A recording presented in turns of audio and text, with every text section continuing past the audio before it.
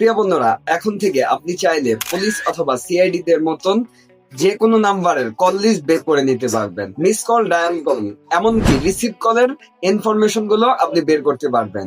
এটি শুধুমাত্র আপনার হাতে থাকা ফোনটি ব্যবহার করেই সম্ভব। শুধু তাই নয়, এর মাধ্যমে আপনি আজ থেকে 5-7 বছর আগের কল লিস্টও বের করে নিতে পারবেন। বিষয়টি খুবই ইন্টারেস্টিং না? কিভাবে আপনার ফোনের কল লিস্ট বের করবেন চলুন দেখিয়ে দিচ্ছি। পেজটি ফলো করে রাখুন এবং আজকের এই গুরুত্বপূর্ণ ভিডিওটি আপনি আপনার টাইমলাইনে শেয়ার করে রাখুন, অনেক বেশি কাজে আসবে।